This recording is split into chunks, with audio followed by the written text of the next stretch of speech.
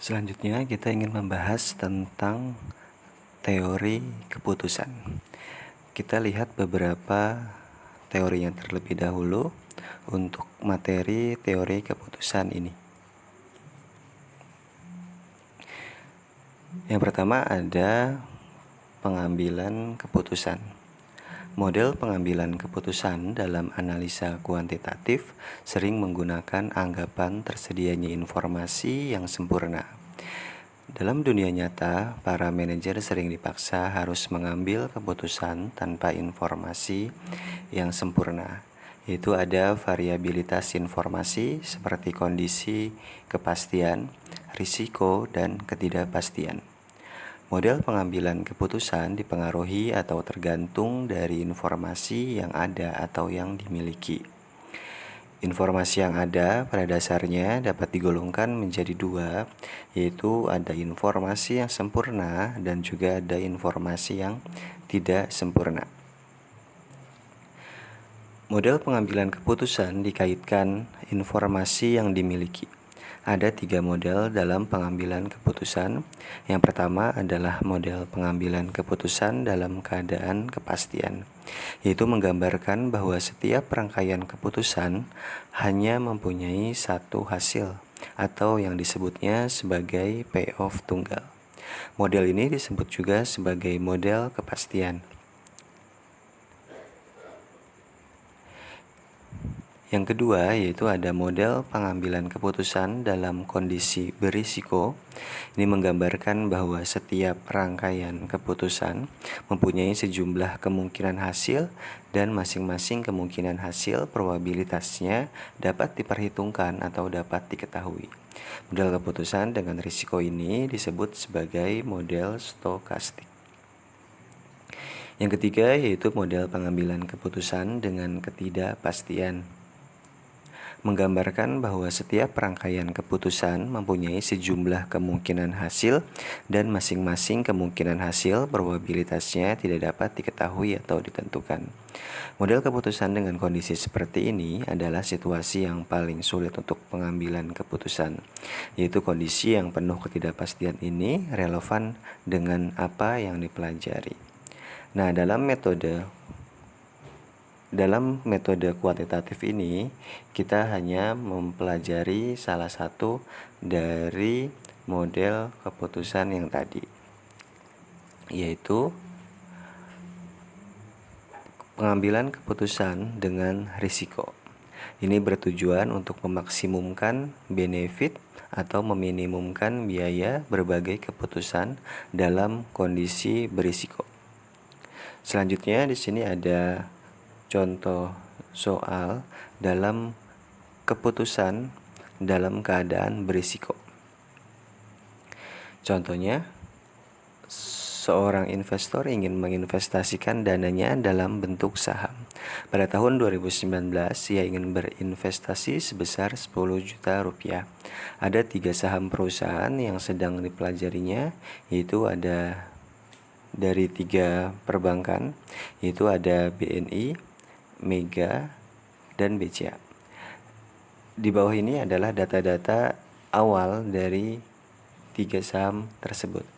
Yaitu di sini ada 3 perbankan yang ingin dipilih oleh investor tersebut, di mana ada masing-masing dari harga sahamnya, yaitu yang pertama di sini ada BNI dengan nilainya 9.000, ada Mega dengan nilainya 18.500 dan BCA dengan nilainya 30.000 per lembarnya.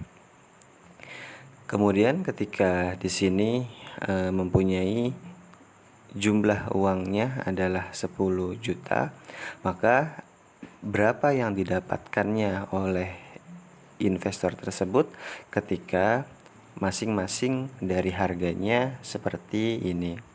Berarti ketika per lembarnya dengan harga 9.000, berarti 10 juta ini dibagi dengan 9.000, maka jumlah lembarnya adalah 1.111 lembar. Untuk yang kedua berarti juga sama, tinggal 10 juta dibagi dengan 18.500 berarti mendapatkan 541 lembar. Untuk yang BCA berarti 10 juta dibagi 30.000 berarti didapatkan 333 lembar. Nah, kemudian di sini karena dalam keadaan berisiko, berarti ada dua kondisi yang berbeda, di mana ada kondisi ketika sedang baik dan juga ada kondisi ketika sedang buruk. Di mana di sini sudah ada datanya, yaitu ada dividen per lembar dari masing-masing kondisinya. Untuk yang kondisi baik, yang didapatkan dividen per lembarnya adalah 400 untuk BNI, untuk Mega adalah 2000 dan 4463 untuk yang BCA. Dan juga untuk yang kondisi yang buruk di sini yang didapatkan per lembarnya yaitu 250 untuk BNI, 300 untuk Mega dan 185 untuk BCA-nya. Kemudian berapa nantinya total keuntungannya atau total dividennya yang akan didapatkan oleh investor tersebut. Di sini sudah ada juga total dividen untuk yang kondisi baik, yaitu untuk yang BNI yaitu 400, untuk yang Mega adalah 108.2000, untuk yang BCA adalah 1486179. Begitu juga di sini sudah ada kondisi yang buruknya untuk masing-masing jenis sahamnya. Untuk yang BNI dengan kondisi buruk berarti mendapatkan dividen 277.750. Untuk yang Mega berarti mendapatkan 162.300 dan untuk yang BCA berarti 61605. Nah, ini adalah data awal yang kita dapatkan untuk memilih salah satu jenis yang nantinya kita putuskan. Kemudian di sini ada beberapa metode. Metode yang pertama yaitu dengan nilai yang diharapkan atau expected value. Caranya yaitu payoff dikalikan dengan probabilitas suatu peristiwanya. Nah, di sini tadi dari 3 jenis perbankan ini, di sini tadi ada 2 kondisi, di mana ada kondisinya yang buruk dan juga ada ketika kondisinya yang baik. Di sini juga sudah ada nilai dari setiap kondisi yang nantinya akan didapatkan sesuai dengan yang tadi sudah kita hitung di sini. Di atasnya juga di sini ada nilai dari probabilitasnya, di mana di dalam soal yang sebelumnya tidak diketahui berapa probabilitas dari setiap kondisi. Maka jika tidak diketahui berapa probabilitas dari setiap kondisi, kita samakan probabilitasnya menjadi 0,5. Karena ada 2 kondisi, berarti masing-masing mempunyai probabilitas 0,5. Kemudian ada perhitungan untuk expected value-nya, yaitu tinggal dikalikan saja antara setiap kondisinya dengan probabilitasnya. Berarti untuk yang pertama di sini tinggal dikalikan di 444.400 ini dikali probabilitasnya 0,5 ditambah 277.750 dikali 0,5. Maka nilai expected value-nya yaitu 361.075. Begitu juga untuk yang kedua, yaitu caranya sama, hanya tinggal dikalikan nilainya dikalikan dengan probabilitasnya, kemudian dijumlahkan mendapatkan hasil 622.150. Untuk yang BCA juga dengan cara yang sama mendapatkan hasil 773.892. Nah, karena di sini metode yang pertama adalah memaksimalkan keuntungan, maka kita mencari keuntungan mana yang paling besar dari ketiga metode ini. Ternyata nilai expected value yang paling terbesar adalah yang ketiga, yaitu dengan nilainya 773.892. Maka jika kita menggunakan metode yang ini untuk memaksimalkan keuntungan, maka keputusannya adalah dengan memilih yang BCA.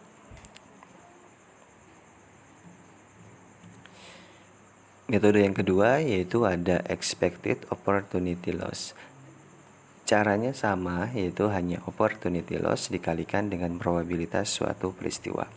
Di sini nanti kita dengan cara meminimumkan kerugian.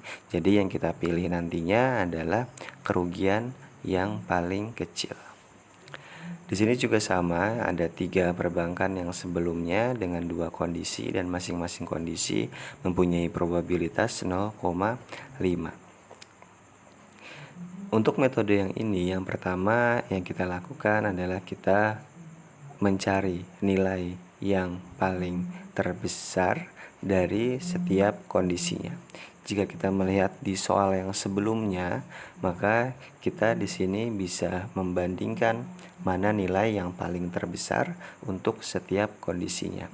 Dari kondisi yang baik ini dapat kita lihat bahwa yang terbesar adalah untuk pilihan yang BCA dengan nilainya 1486179. Maka artinya ketika kita memilih BCA di dalam kondisi yang baik, maka kita tidak mendapatkan kerugian di sini.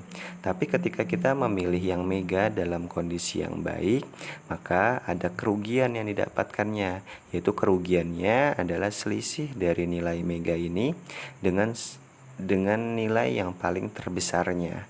Maka itu nanti menjadi kerugian ketika kita memilih mega dalam kondisi yang baik. Makanya untuk cara perhitungannya di sini adalah dikurangi dari nilai yang terbesarnya. Karena tadi yang terbesar adalah yang untuk BCA dengan nilainya 1486179. Maka semua nilai yang di dalam kondisi baik ini dikurangi dari 1486179. Maka ketika yang BNI dikurangi dari 1486179 dikurang 444400 ini hasilnya jadi 1041779. Artinya kita mendapatkan kerugian sebesar 1041779 ketika kita memilih BNI dalam kondisinya yang baik. Begitu juga sama dengan yang mega, di sini juga kita kurangi, maka kita dapat nilainya 404.179. Artinya kita mendapatkan kerugian sebesar 404.179 ketika kita memilih mega dalam kondisi yang baik. Tapi ketika kita memilih BCA dalam kondisi yang baik, maka di sini kerugiannya adalah 0 karena BCA adalah merupakan nilai yang tertinggi ketika dalam kondisi baik. Maka di sini tidak ada kerugian yang didapatkan oleh BCA ketika kita memilihnya dalam kondisi yang baik. Begitu juga dengan kondisi yang buruk, kita memilih mana nilai yang paling tertinggi dari ketiga jenis ini. Ketika kita melihat di data yang sebelumnya, maka nilai yang tertinggi adalah BNI dengan nilainya 277750.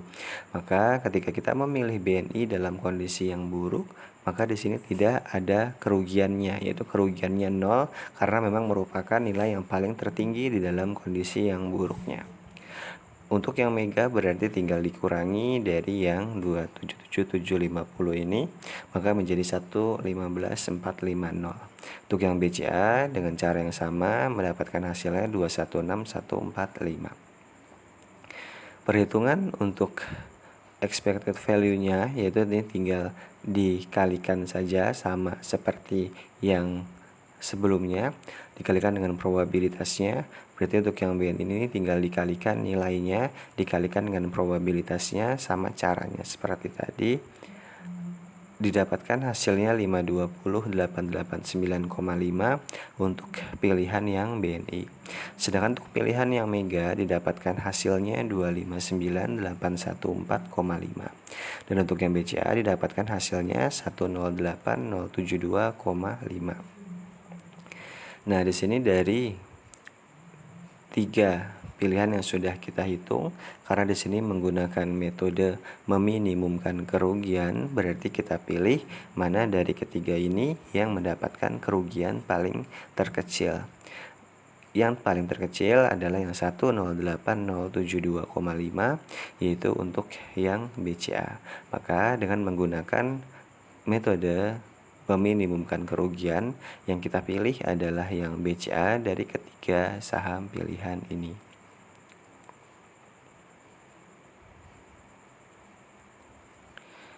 Selanjutnya adalah ada expected value of perfect information, yaitu hasil yang diharapkan dalam informasi yang sempurna. Nah, tadi seperti yang sudah kita lihat dalam teori sebelumnya, maka dalam informasi itu ada informasi yang sempurna dan juga ada informasi yang tidak sempurna. Nah, di sini ada informasi yang tidak sempurna. Sebelumnya kita mendapatkan nilai 773.892. Nilai ini didapat dari sini ketika kita menggunakan metode memaksimalkan keuntungan, yang kita dapat nilai tertingginya adalah 773.892. Nah, bagaimana ketika kita mendapatkan sebuah informasinya, di mana misalkan kita mengetahui kondisinya nih, kira-kira saat ini sedang seperti apa kondisinya, apakah kondisinya sedang baik ataukah kondisinya sedang buruk. Maka itu dapat dikatakan sebagai informasi yang sempurna. Dalam kondisi seperti itu, maka kita bisa melihat mana nilai yang lebih tinggi dari masing-masing pilihannya dalam setiap kondisinya. Berarti dalam kondisi baik, nilai yang paling tertinggi adalah yang 1486179. Maka kita pilih yang ini. Sementara untuk yang kondisi yang buruk, yang tertingginya adalah yang 277750. Maka kita pilih yang ini, yang paling tertingginya. Tinggal dikalikan dengan probabilitasnya dan ditambahkan, maka dapat hasilnya 881.964,5. Nah, berarti artinya adalah kita bisa mendapatkan nilai yang lebih tinggi lagi ketika kita mendapatkan informasi yang sempurna. Di sini ada selisih di antara dua informasi ini, yaitu selisihnya sebesar 108.072,5.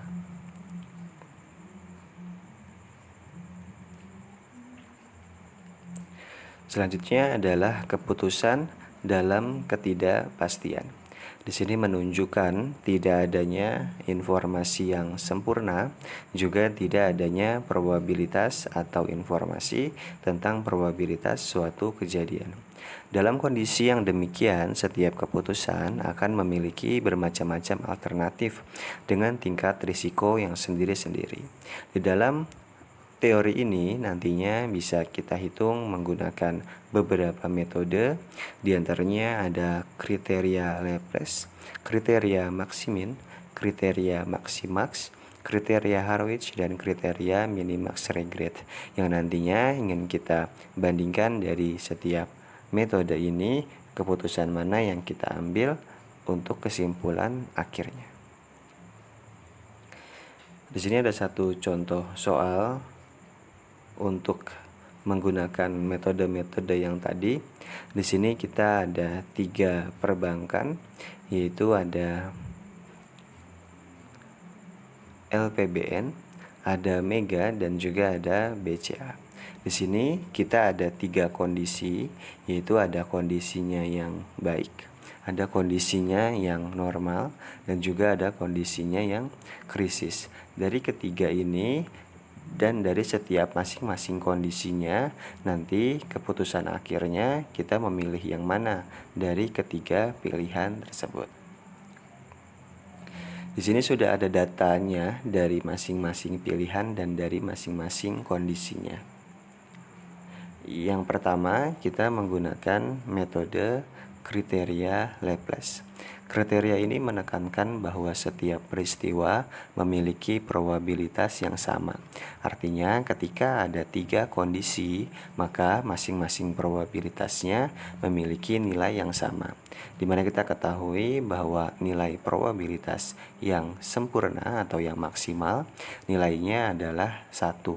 Berarti ketika ada 3 kondisi yang berbeda, maka nilai probabilitasnya nanti menjadi 1/3 atau 0,33. Kita menghitung nilai untuk yang pertama, yaitu yang LPBN. Berarti karena tadi kita sudah mengetahui nilai probabilitasnya yaitu 1/3, maka tinggal dikalikan saja 1/3 nilai probabilitasnya dikalikan dengan nilai dari masing-masing kondisinya. Berarti di sini untuk yang pertama yang LPBN berarti 1/3 dikali 1180 ditambah 1/3 dikali 488 ditambah 1/3 dikali 250. Didapat nilainya yaitu 639.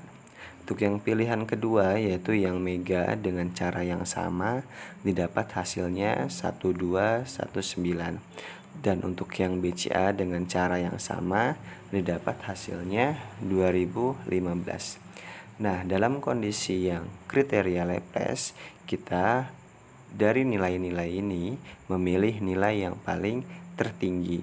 Maka dari ketiga ini, keputusan yang terbaik yaitu memilih saham BCA dengan nilainya yaitu 2015. Kriteria yang kedua yaitu ada kriteria Maximin, yaitu kriteria ini menekankan untuk mengambil kondisi yang pesimis dan memilih alternatif yang memiliki nilai atau hasil yang maksimum. Nah, dari ketiga kondisi yang sebelumnya ini ada 3 kondisi, maka kita memilih kondisi yang paling buruknya atau kondisi yang krisis yang kita pilih dalam ketiga kondisi ini yang paling terburuknya. Maka di sini untuk yang kriteria Maximin yang kita pilih adalah kondisi saat yang paling terburuk atau kondisi yang krisis. Kemudian dari kondisi ini kita tinggal melihat nilai mana yang paling tertinggi. Maka nilai yang paling tertingginya adalah nilai 300 yaitu untuk saham dari Mega. Maka keputusan yang terbaik yaitu memilih saham Mega dengan nilainya 300. Yang selanjutnya adalah ada kriteria Maximax, yaitu menekankan untuk mengambil kondisi yang maksimal dan memilih alternatif yang paling tinggi. Nah, dari ketiga kondisi tadi berarti kondisi yang paling baiknya adalah kondisi yang baik ya, kondisi yang paling bagusnya itu adalah kondisi yang baik. Tinggal kita lihat nilai yang paling tertinggi dari kondisi baik ini, kita dapat nilai yang tertingginya yaitu 4463 untuk yang BCA. Maka keputusan yang terbaik yaitu dengan memilih saham BCA dengan nilainya 4463.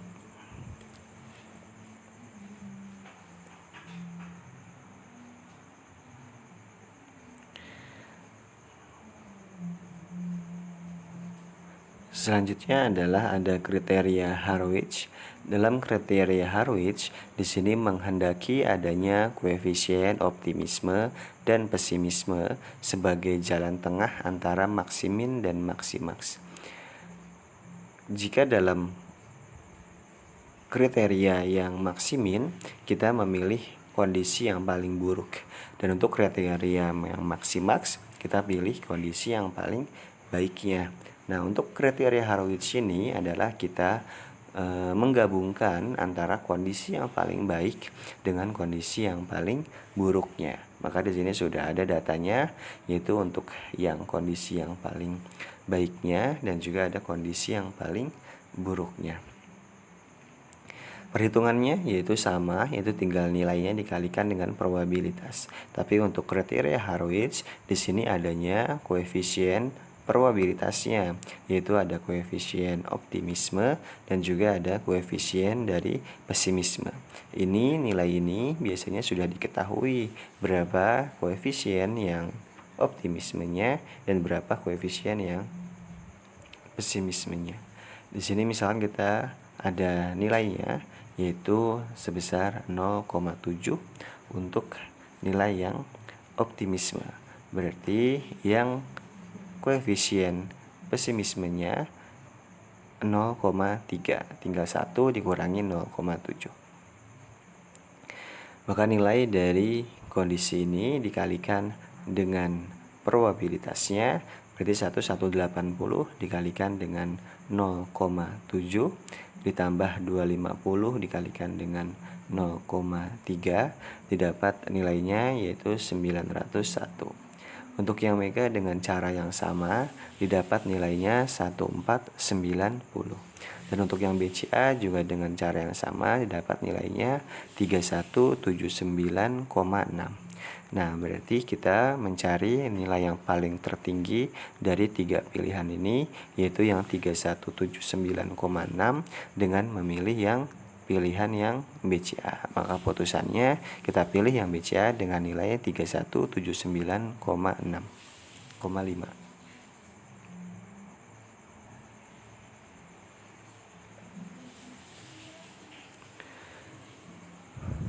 Selanjutnya adalah ada kriteria minimax regret.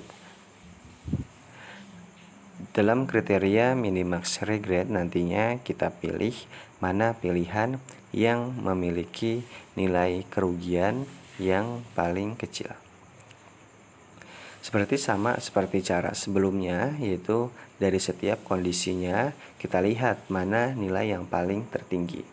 Contohnya untuk yang kondisi baik, kalau kita lihat yang sebelumnya, di sini yang nilai paling tertinggi adalah yang BCA dengan 4463. Berarti ketika kita pilih yang ini, maka tidak akan ada kerugiannya atau kerugiannya menjadi 0. Maka dari setiap nilainya tinggal kita kurangi dari 4463 sebagai nilai yang paling tertingginya. Berarti untuk yang kondisi baik tinggal dikurangi 4463 diambil 1180 menjadi 3283. Dan untuk yang mega juga sama, berarti dikurangi dari yang 4463. Untuk yang BCA di sini 0 karena merupakan nilai yang paling tertinggi dalam kondisi baik. Dalam kondisi yang normal, nilai yang paling tertingginya juga ada di BCA, makanya di sini nilainya menjadi 0 karena tidak ada kerugiannya ketika memilih yang ini. Untuk yang krisis, yang nolnya adalah ada di pilihan yang mega karena merupakan nilai yang paling tertinggi untuk kondisi yang krisisnya. Nah, kemudian dari setiap nilai, dari setiap pilihan bank itu, dari setiap kondisinya, kita pilih nilai yang paling tertingginya. Misalkan untuk yang LPBN, di sini untuk yang baik ada 3283, normalnya 1178 dan ini 50. Dari 3 nilai ini yang tertinggi adalah nilai 3283. Maka LPBN kita simpan dulu nilainya 3283. Kemudian untuk yang mega dari 3 kondisi ini yang tertinggi yaitu 2463. Kita tulis di sini 2463. Dan untuk yang BCA yang tertingginya adalah 115. Nah, dari ketiga nilai ini karena kita mencari nilai yang paling terendah, maka yang kita pilih adalah yang BCA, yaitu dengan kerugiannya yang paling kecil, yaitu nilainya 115. Nah, itu tadi adalah 5 kriteria dalam pengambilan keputusan. Yaitu ada yang kriteria Laplace, ada Maximin, Maximax, Harwich, dan Minimax regret. Nanti setelah ini ada satu contoh soal yang bisa kita kerjakan bersama. Kira-kira nanti berapa nilai dari masing-masing kriterianya. Nah, sampai sini untuk teori keputusan. Terima kasih.